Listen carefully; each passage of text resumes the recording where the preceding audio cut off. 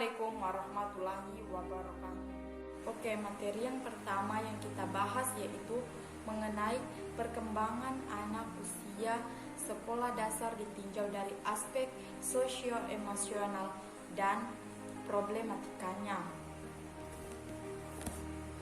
Perkembangan sosial emosional adalah proses belajar menyesuaikan diri untuk memahami keadaan serta perasaan ketika berinteraksi dengan orang-orang di lingkungan, baik orang tua, saudara, teman sebaya, dalam kehidupan sehari-hari.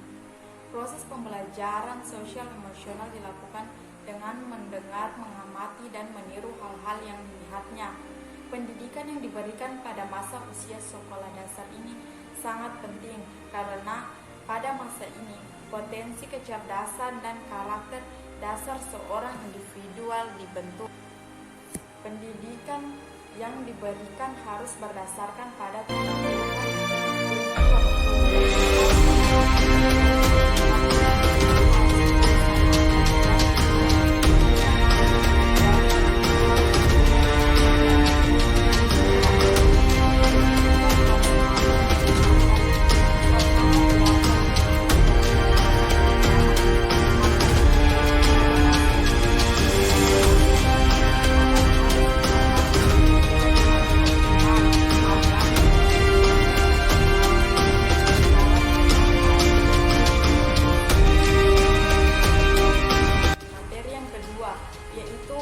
perkembangan anak ABK atau anak berkebutuhan khusus dan problematika. Problematika atau permasalahan yang dihadapi oleh sekolah antara lain anak berkebutuhan khusus yang sulit dikendalikan emosinya,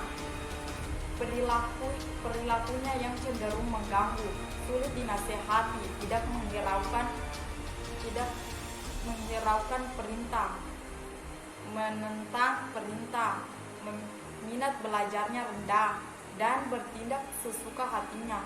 Upaya yang dilakukan dalam menghadapi permasalahan tersebut salah satunya dengan menggunakan pendekatan secara personal, keteladanan, memberikan perhatian lebih, dan tidak memaksakan peraturan yang berlebihan.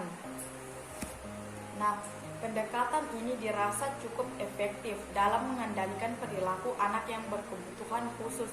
Walaupun demikian, masih terdapat kesulitan dalam menjaga perilaku agar tetap baik, mengingat anak berkebutuhan khusus sering kambuh perilaku negatifnya. Hal ini dapat dipahami bahwa anak-anak berkebutuhan khusus berperilaku tidak baik bukan karena karakternya yang tidak baik, melainkan ada gangguan psikologis dalam diri.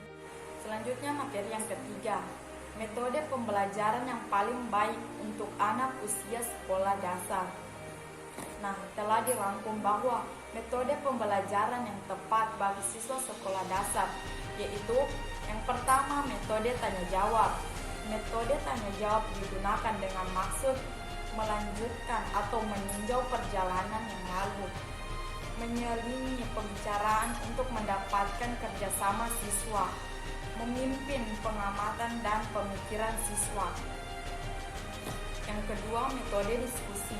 Metode diskusi adalah cara menyampaikan bahan pelajaran di mana guru memberi kesempatan kepada siswa untuk mengumpulkan pendapat, membuat kesimpulan, atau menyusun berbagai alternatif pemecahan masalah. Yang ketiga, metode kerja kelompok.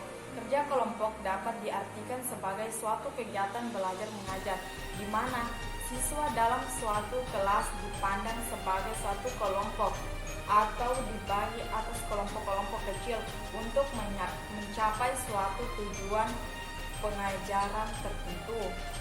Kemudian yang keempat, metode demonstrasi dan eksperimen.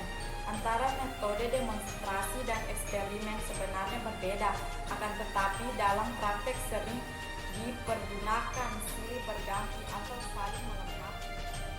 Nah, yang kelima itu mengenai metode sosiodrama dan bermain peran.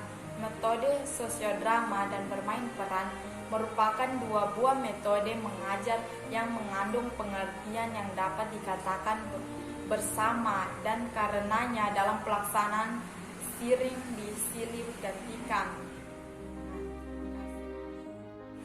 Sekian penjelasan dari saya. Wabillahi taufiq wal hidayah. Wassalamualaikum warahmatullahi wabarakatuh.